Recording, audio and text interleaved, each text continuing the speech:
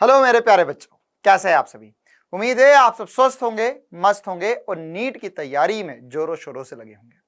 तो अब नीट का पेपर बहुत करीब, 7 मई को नीट का एग्जाम, अब हमारे पास चंद ही दिन बचे हैं। तो जो बचा हुआ समय है उसमें मुझे उम्मीद है कि सभी बच्चे बढ़िया तरीके से रिवीजन कर रहे होंगे। और रिवीजन में हमें क्या करना है, रिवीजन में हमें ज्यादा से ज्यादा क्वेश्चंस की प्रैक्टिस करनी है और साथ ही साथ मॉक टेस्ट भी देने हैं। तो मॉक टेस्ट अभी हमने डाउटनेट पे कुछ मॉक टेस्ट करवाए थे, आने वाले समय में और भी मॉक टेस्ट आपके लिए करवाए जाएंगे। और साथ ही साथ क्वेश्चंस की प्रैक्टिस के लिए नीचे डिस्क्रिप्शन में आपको लिंक मिल जाएगी, जिसमें आपको चैप्टर वाइज हर एक सब्जेक्ट के इंपॉर्टेंट क्वेश्चंस प्रैक्टिस के लिए मिलेंगे। और इसके अलावा डॉक्टर साहब सीरीज की डेली क्लासेस चल रही हैं, उसे भी आप देख सकते हैं और अपना रिवीजन कर सकते हैं बढ़िया तरीके से। तो हम इस वीडियो की शुरुआत करते आते हैं हमारे एक बहुत इंपॉर्टेंट से टॉपिक पर या एक बहुत इंपॉर्टेंट से सवाल पर कि सर एक्सपेक्टेड पेपर कैसा रहने वाला है नीट 2023 का। तो मैं हर एक सब्जेक्ट के लिए थोड़ी थोड़ी बातें करूंगा, लेकिन मैं स्पेशली फिजिक्स के ऊपर थोड़ा सा ज्यादा फोकस करूंगा कि फिजिक्स में हम क्या एक्सपेक्ट कर सकते हैं, कैसा रहने वाला है पेपर। तो ये भी जो मैं बातें आपके साथ शेयर करने वाला हूं, ये बातें जो है वो पिछले 3-4 साल का जो पेपर हुआ है उसको मिलाकर ना, मतलब मैंने 2019, 20 और 21 और 22 पिछले 4 साल के पेपर को एनालिसिस किया है और उसके बेसिस पे कुछ इंपॉर्टेंट से पॉइंट डिराइव करे जो आपको पता होना चाहिए। मैंने 2019 से ही क्यों एनालिसिस शुरू किया, क्योंकि 2019 से ही एनटीए पेपर करवा रहा है, इससे पहले सीबीएसई पेपर करवा रहा था। हालांकि लोग जो पेपर बनाते हैं वो ऑलमोस्ट वही लोग हैं, लेकिन फिर भी जो एनटीए पेपर बना रहे तो थोड़ा सा एग्जामिनेशन में पैटर्न में चेंज आया है। तो अगर हम 2019 के पेपर की बात करें, नीट 2019, 20, 21 और 22, तो किस हिसाब से पैटर्न चेंज हुआ है और हमें फिजिक्स के लेके क्या क्या इंपॉर्टेंट सी बातें ध्यान रखनी है। तो पहले फिजिक्स पे आए, उससे पहले हम ओवरऑल पेपर की बात करते हैं। तो 2019 का जो पेपर था वो कंपैरेटिवली बहुत आसान पेपर आ गया था, क्योंकि उससे पहले जब सीबीएसई पेपर करवाता था, तो जब एनटीए ने पेपर शुरू करा तो वो पहला साल था, तो उसलिए भी हो सकता है शायद कि पेपर काफी इजी बना दिया गया। और सबसे इंपॉर्टेंट सी बात, उस साल से कट ऑफ बहुत ऊपर जाने लगा। फिर उसके बाद में 2020, 21, 22 में पेपर को थोड़ा ठीक किया गया, थोड़ा भारी पेपर बनाने की कोशिश करी गई। तो इस कोशिश में अगर हम 2022 की बात करें, 21 की बात करें, 20 की बात करें, तो फिजिक्स की अगर स्पेशली बात करें तो फिजिक्स का पेपर काफी इजी है ना। मतलब कि 2022 का अगर पेपर देखेंगे तो वो तो इजी ही कहेंगे हम। मतलब फिजिक्स ऐसा सब्जेक्ट है, अगर आप ढंग से बढ़िया से प्रिपरेशन करो, बढ़िया से फॉर्मूले वगैरह रिवाइज कर लो, तो आप फुल मार्क्स स्कोर कर सकते हो, क्योंकि कोई भी डायलेमा वाला क्वेश्चन नहीं आता फिजिक्स में, है ना। या ऐसे क्वेश्चंस यूजुअली कम ही आते हैं जिसमें हमें स्टेटमेंट दिए जाए और हमें सोचना पड़े बैठकर कि यार ये सही या ये गलत, ये गलत या ये सही। तो फिजिक्स में स्कोरिंग काफी इजी होती है। केमिस्ट्री में, इनऑर्गेनिक वगैरह में, ऑर्गेनिक में या बायोलॉजी में काफी सारे ऐसे स्टेटमेंट बेस्ड क्वेश्चंस होते हैं जिसका जवाब उस समय एग्जामिनेशन हॉल में 2 ऑप्शन सही लगने लगते हैं बच्चों को, या बहुत ज्यादा कंफ्यूजन होता है। लेकिन फिजिक्स में न्यूमेरिकल वगैरह आंसर आएगा, सीधे सीधे आपको टिक करना है, तो वो एक स्कोरिंग वाली बात हो जाती है। अब यहां पर अगर हम फिजिक्स की बात कर रहे हैं, पहले तो हम फिजिक्स की बात करेंगे, केमिस्ट्री की बात करेंगे, बायोलॉजी की बात करेंगे।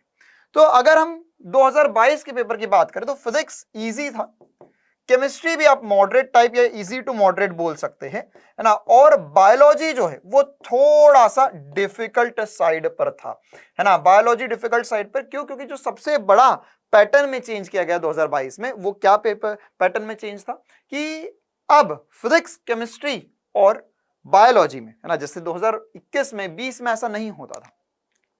2021-20 की भी बात करें हम तो फिजिक्स का पेपर मॉडरेट टू इजी ही था, और यहां पर भी जो क्वेश्चंस आए थे उसमें न्यूमेरिकल्स ज्यादा थे।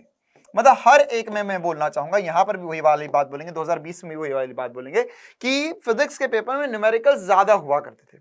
लेकिन अब कुछ ऐसे क्वेश्चंस, जैसे सबसे इंपॉर्टेंट सी बात है, असर्शन रीजन वाले क्वेश्चंस इंक्लूड किए गए हैं। तो असर्शन रीजन वाले अगर क्वेश्चंस इंक्लूड किए गए तो ये क्यों इंक्लूड किए गए? ताकि उन क्वेश्चंस के पर ज्यादा खेला जाए। मतलब ये होते इजी है लेकिन स्टेटमेंट वाइज होते, जिसमें आप उलझ जाओ सवाल में, आप एक क्लियर कट सॉल्यूशन तक ना पहुंच पाओ। है ना। तो इस तरीके से पेपर को डिफिकल्ट बनाने की कोशिश की जाती है। तो ये बायोलॉजी डिफिकल्ट हुआ ही इसी वजह से था कि काफी सारे क्वेश्चंस जो है वह कंपैरेटिवली ऐसे क्वेश्चंस आ गए थे जिन क्वेश्चंस में हमें सोचना ज्यादा पड़ रहा था या हम एक ऑप्शन के कंक्लूजन पे नहीं पहुंच पा रहे थे। अगर हम 2021 के या 2020 के पेपर की बात करें फिजिक्स में स्पेशली, तो कुछ क्वेश्चंस जो थे वो मॉडरेट से ज्यादा अच्छे लेवल के थे। तो अगर मैं पिछले 4 साल की बात करूं तो ऐसा मैंने पैटर्न एनालिसिस किया है ना। जैसे मैंने काफी फिजिक्स के अलावा केमिस्ट्री और बायोलॉजी टीचर से भी डिस्कशन किया और मैं इस कंक्लूजन पे पहुंचा हूं कि एक साइकिल सी चल रही है ना। साइकिल सी मतलब जैसे आपने देखा होगा ना कि कभी कभी हमारा मूड भी जो है ना, हम ह्यूमन नेचर है, तो हमारा मूड क्या होता है, कभी कभी एकदम से पढ़ने का मूड कर जाता है, एकदम पढ़ते पढ़ते रहते हैं, 1-2 दिन तक पढ़ते हैं, उसके बाद एकदम से डाउन आ जाते हैं। फिर उसके बाद में वापस लगता है अरे नहीं हमने तो समय बर्बाद कर दिया है, अब हमें फिर से पढ़ना चाहिए, तो फिर से हम मेहनत करना शुरू करते हैं। तो वो एक हमारा पढ़ने का जो ग्राफ है वो कभी भी ऐसा नहीं रहता, ना ही कभी ऐसा जाता है ना। हमेशा ग्राफ कैसा, थोड़ा नीचे थोड़ा ऊपर, थोड़ा नीचे थोड़ा ऊपर, मन करता रहता है, लेकिन अल्टीमेटली ऊपर ही जाना चाहिए हमेशा। तो ऐसे ही जो साइकिल है वो हम ऐसा समझ सकते कि 2020 में 2021 में 22 में बायोलॉजी थोड़ा डिफिकल्ट आया था, फिजिक्स मॉडरेट टू डिफिकल्ट है ना, हम बोल सकते हैं। और उसके अलावा केमिस्ट्री जो है वो ऑलमोस्ट हर साल थोड़ा इजी लेवल पर ही आ रहा है। तो 2023 के लिए अब हमें क्या क्या इंपॉर्टेंट सी बातें ध्यान रखनी है, या नीट 2023 में क्या आ सकता है आपके लिए पेपर में। तो एक एनालिसिस के बाद में हम इस कंक्लूजन पे पहुंच सकते हैं कि केमिस्ट्री है ना, ये हो भी सकता है, नहीं भी हो सकता है, लेकिन आपको इस बात को थोड़ा सा बैक ऑफ माइंड रखना चाहिए कि केमिस्ट्री शायद थोड़ा डिफिकल्ट हो सकता है, थोड़ा डिफिकल्ट हो सकता है। प्लस बायोलॉजी का पेपर भी है ना, देखो ऐसा मैं तुम्हें दिलासा नहीं देना अरे बहुत इजी पेपर आएगा, कुछ नहीं आएगा पेपर में, है ना, कुछ नहीं आएगा पेपर में, ये तो थोड़ी सी अजीब सी ही बात होती है। लेकिन बायोलॉजी भी मीडियम टू डिफिकल्ट ही आएगा, फिजिक्स थोड़ा सा इजियर साइड पे आ सकता है फिर से। तो अब अगर आप किसी भी सब्जेक्ट में ना, अब जो बातें मैं बोल रहा हूं उसको ध्यान रखना है आपको, और ये वाली जो बातें हैं वह इजी टू मॉडरेट लेवल पर आएगा, और ये वाली जो बात है वो आपको अप्लाई करनी है अपने आने वाले समय में। अब जो 2 हफ्ते आपके पास बचे उनमें रिवीजन के दौरान, क्या कि पेपर चाहे कैसा भी आ जाए, कितना भी डिफिकल्ट आ जाए, कितना भी इजी आ जाए, कुछ बातें 110% पूरे पेपर में आपको मिलेंगी ही मिलेंगी। जैसे आप मान के चलो हर एक सब्जेक्ट में जितने भी सवाल आएंगे उसमें से कम 10 से 15 सवाल है ना, 10 से 15 सवाल ऐसे सवाल होंगे, 10 सवाल के करीब हो सकते हैं, 10 से ज्यादा भी हो सकते हैं, जो सवाल PYQs पर बेस्ड होंगे। तो आपको 2019 से लेकर 2022 तक के क्वेश्चंस को खुद से प्रैक्टिस करनी है, चाहे जो हो जाए, है ना। नीट 2019 से 2022 तक के पेपर जो है आपके पास 4 साल के पेपर, बहुत ज्यादा सीरियसली लेकर उनके क्वेश्चंस को बार बार देखना है कि यार ऐसा क्वेश्चन पूछा जा चुका है तो मुझे और कैसा आ सकता है इसी पे बेस्ड क्वेश्चंस। तो हल्का फुल्का सा कुछ वैल्यूज में चेंज वगैरह कर कुराकर क्वेश्चंस आएंगे आपको पेपर में, पहली बात। दूसरी बात, एनसीईआरटी में तो है ना, सॉरी बायोलॉजी में एनसीईआरटी को लेकर काफी बार सभी टीचर्स ने आपको बोला भी है, मैं फिर से रिपीट करना चाहूंगा कि अब जो समय है उसमें बायोलॉजी में एनसीईआरटी लाइन बाय लाइन आप करने की कोशिश कीजिए। जितना बेहतर आप एनसीईआरटी को कर सकते हैं, जितना ज्यादा आप एनसीईआरटी पे फोकस कर सकते हैं, जितना ज्यादा आप एनसीईआरटी से रिवीजन कर सकते हैं, उतना ज्यादा रिवीजन कीजिए बायोलॉजी का एनसीईआरटी से। और यही बात केमिस्ट्री में ऑर्गेनिक और इनऑर्गेनिक में भी है, आपको एनसीईआरटी लाइन बाय लाइन पढ़ना होगी अब, है ना, क्योंकि अब जो है वो क्वेश्चंस आप लगा रहे हैं, लेकिन एनसीईआरटी का रिवीजन आपका बहुत ज्यादा इंपॉर्टेंट है। फिजिक्स में भी ना, आप लोग को ऐसे लोग बोलते हैं यार फिजिक्स में तो क्वेश्चन थोड़ा एनसीईआरटी ऐसे आएगा, लेकिन मैंने इतनी सारी क्लासेस करवाई, उसमें बहुत सारे क्वेश्चंस प्रैक्टिस करवाए जो एनसीईआरटी बेस्ड क्वेश्चंस है। और इसके अलावा पूरी सीरीज है डॉक्टर साहब सीरीज, आप उसमें देख सकते हो, उसमें बहुत सारे क्वेश्चंस हमने प्रैक्टिस करे हुए।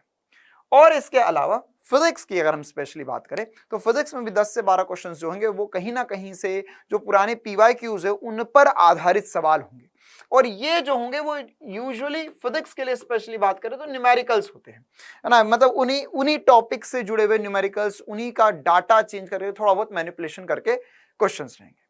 इसके अलावा फिजिक्स के जो बचे हुए क्वेश्चंस होंगे वो मैक्सिमम क्वेश्चंस में से, है ना, देखो आप मैक्स टू मैक्स मान सकते हो 10 से 12 ऐसे सवाल होंगे जो थ्योरेटिकल, ग्राफ, एनालिटिकल, इस प्रकार के सवाल होंगे जिनमें न्यूमेरिकल नहीं होंगे ना। तो 10 to 15 क्वेश्चंस जो होंगे फिजिक्स में, वे क्वेश्चंस ग्राफ बेस्ड होंगे। ग्राफ प्लस थ्योरेटिकल क्वेश्चंस हम जिन्हें बोल सकते हैं थ्योरेटिकल क्वेश्चंस, या जिनमें आपको सीधा सीधा कंसेप्ट पूछा गया, उसमें कोई बड़ा सॉल्यूशन करने की जरूरत है ना, तो कोई बड़ा फॉर्मूला लग रहा है। हो सकता है इनमें सीधे फॉर्मूले ही पूछे, जैसे मैच द कॉलम आए थे पिछले साल ना, यूनिट एंड डायमेंशन का मैच द कॉलम आया हुआ था, उसी प्रकार से, या एक करंट इलेक्ट्रिसिटी का मैच द कॉलम आया हुआ था जिसमें आपको सबके फॉर्मूले बताने थे, फिजिकल क्वांटिटीज लिखी हुई थी। तो वो चीजें फिर से आएंगी ही आएंगी। ग्राफ आए थे काफी सारे ग्राफ की, भाई बताओ कि एक बॉल को हमने एच हाइट से छोड़ दिया तो उसका वेलोसिटी को टाइम के साथ रिलेशन क्या होगा, ग्राफ कैसा होगा, टर्मिनल वेलोसिटी अटेंड करता है तो ग्राफ कैसा बनेगा। ये सारे क्वेश्चंस आपको फिर से दोहराए जाएंगे, जो 10 के करीब क्वेश्चंस आएंगे।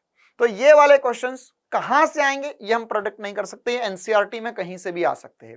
एनसीईआरटी ऑलरेडी ना, मैंने अपने टेलीग्राम चैनल पे एनसीईआरटी डाल रखी है, जिसमें मैंने इंपॉर्टेंट टॉपिक्स जो है वो पूरे एनसीईआरटी के मार्क करे हुए, लाइन बाय लाइन अंडरलाइन करी हुई कि ये वाली लाइन एग्जाम में आ सकती है।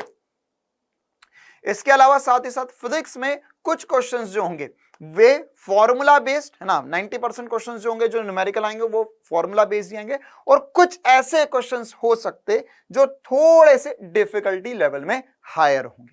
तो वो पेपर का डिस्ट्रीब्यूशन इक्वल ही रहने वाला है ना। कोई भी अगर पेपर बताया जाता है तो उसमें साफ इंस्ट्रक्शन दिया जाता है मेरे हिसाब से। तो यार कि 20 से 30% क्वेश्चंस जो है वे क्वेश्चंस जो है वो इजी, एकदम इजी लेवल के रखने होंगे। उसके ऊपर थोड़े जो क्वेश्चंस होंगे 40-50% के क्वेश्चंस जो होंगे वो मॉडरेट के, और आखिरी के 10 से 15% क्वेश्चंस डिफिकल्ट लेवल पे रखे जाते हैं। तो अब जैसे सेक्शन ए, सेक्शन बी पूरे पेपर में आएगा, तो मैं आप सभी को पेपर अटेम्प्ट कैसे करना है, अब मॉक टेस्ट भी दो तो इसमें इस बात की हैबिट बनाओ कि क्या करना है हमें पेपर देते वक्त, या हमें फाइनल नीट का पेपर भी देना तो उसमें क्या इंपॉर्टेंट बातें ध्यान रखनी है, उसके ऊपर भी डिस्कशन कर लेते हैं। तो जब भी आप पेपर अटेम्प्ट करो तो ये वाला चीज आपके बैक ऑफ द माइंड रहना चाहिए कि ये पेपर में मुझे आएगा ही आएगा, इस हिसाब से पेपर बनने वाला है। तो अगर आपको ऑलरेडी पता है कि थोड़ा बहुत आइडिया कि यार इस प्रकार के क्वेश्चंस आएंगे, तो अगर मुझे ग्राफ के, थ्योरेटिकल क्वेश्चंस, एनालिटिकल क्वेश्चंस ज्यादा अच्छे से बनते हैं तो मैं सबसे पहले पेपर खोलूंगा और वो वाले क्वेश्चंस ढूंढ लूंगा सेक्शन ए में, जो मुझे बहुत ज्यादा आसान लगते हैं, ग्राफ वगैरह थ्योरेटिकल, जिसमें सीधे सीधे मुझे क्वेश्चन पढ़ना है, 10 सेकंड में मेरा जवाब आ जाएगा। ऐसे 10 से 12 क्वेश्चन मिल जाएंगे पूरे पेपर में, केवल फिजिक्स की बात कर रहा हूं, है ना। तो वहां से पेपर में सवाल ढूंढो। उसके बाद में कुछ फॉर्मूला बेस्ड क्वेश्चन जिनमें आपको वैल्यू पुट करके आंसर लाना पड़ेगा, थोड़ा सा दिमाग लगाना पड़ेगा, वो वाले क्वेश्चंस ढूंढ के करो। और उसके बाद में आखिरी में, है ना, वो वाले क्वेश्चंस करो जो थोड़े डिफिकल्ट होते हैं। आप डायरेक्ट कंक्लूजन पे जंप करने की कोशिश ना करो कि पेपर में हमने देखा, हमने पेपर खोला, 2 सवाल नहीं बने, हमें लगा बहुत ज्यादा डिफिकल्ट पेपर आ गया, अब हमसे कुछ नहीं बनने वाला। नहीं, हमें पेपर खोलने के हमने सवाल पढ़ने से पहले वो वाले सवाल देखने हैं, पेपर के पन्ने पलटा कर झलक दिखला जाए वाला प्रोग्राम कि अच्छा ये वाला क्वेश्चन तो मुझे 100% मजा आ रहा है, ग्राफ है, लो ये तो आगे है, तो मैंने क्लास में करा हुआ है। ऐसे आपको 8 से 10 सवाल या और ज्यादा सवाल, मैं अगर पूरे पेपर की बात करूं सेक्शन ए और सेक्शन बी मिलाकर, तो आपको 10 से 15 सवाल ऐसे मिलेंगे। सेक्शन ए में 8 से 10 सवाल ऐसे 100% होंगे ही होंगे। तो आपको उन सवालों पे ज्यादा ध्यान देना और पहले उन सवालों को करना है, और उसके बाद में फिर फॉर्मूला बेस्ड न्यूमेरिकल्स वगैरह जो होंगे, सारे फॉर्मूले बढ़िया तरीके से कंठस्थ होने चाहिए, आपको बढ़िया तरीके से याद होने चाहिए सारे फॉर्मूले, उन पर बेस्ड क्वेश्चंस अटेम्प्ट करते चलो पेपर में। और अगर आप इस स्ट्रेटेजी को फॉलो करते हो तो 110% आप बहुत बेहतरीन कर सकते हो, स्पेशली फिजिक्स में। ठीक है, तो उम्मीद है ये पूरा एनालिसिस जो मैंने आपको दिया है अभी नीट 2023 के पेपर के लिए, है ना, वो एनालिसिस आपको काफी ज्यादा काम आएगा और नीट 2023 के पेपर में आप बहुत बढ़िया तरीके से फोड़ कराओगे। तो ये छोटा सा प्यारा सा वीडियो हम यहीं एंड करते हैं। All the very best for your NEET exam ना, और जोश हाई बनाकर रखना हमें पेपर के दिन तक, और साथ ही साथ अभी जो आखिरी का समय है उसमें अपने आप पर बढ़िया तरीके से कंट्रोल करना है ना। बस यही बोलकर मैं एंड करना चाहूंगा इस वीडियो को कि हिम्मत नहीं हारनी है ना। वो कहते हैं ना, जो डर गया समझो मर गया। तो हमें डरना नहीं है, हमें हिम्मत नहीं हारनी है। आखिरी समय है, ये समझो कि आज अगर हम आखिरी एक हफ्ते के आखिरी 2 हफ्ते तक पहुंचे, हम बढ़िया तरीके से रिवीजन कर रहे हैं, हम बढ़िया तरीके से पढ़ रहे, तो वो जो 22 लाख बच्चे एग्जाम देंगे उनको तो हमने ऐसे ही पछाड़ दिया, उनको हमने पीछे कर दिया है। क्यों? क्योंकि उनमें से मैक्स टू मैक्स 1 या 2 लाख बच्चे होंगे जो आज भी इस समय भी आखिरी के 2 हफ्ते भी मेहनत कर रहे, पढ़ रहे, बाकी सबने ऑलरेडी उम्मीदें छोड़ दी है। तो आप अगर यहां तक पहुंचे हो तो आप आधी से ऊपर, मतलब मैं तो कहता हूं 90% जंग जीत चुके हो। अब आखिरी 10% है, इसमें हमको बढ़िया से रिवीजन करना है, क्वेश्चंस लगाने हैं, ज्यादा से ज्यादा मॉक टेस्ट देने की कोशिश करना है और नीट को बढ़िया तरीके से फोड़ कराना है ना। हाउस द जोश नीचे कमेंट जरूर करना। मिलते हैं आने वाले समय में। Thank you, tata, bye bye.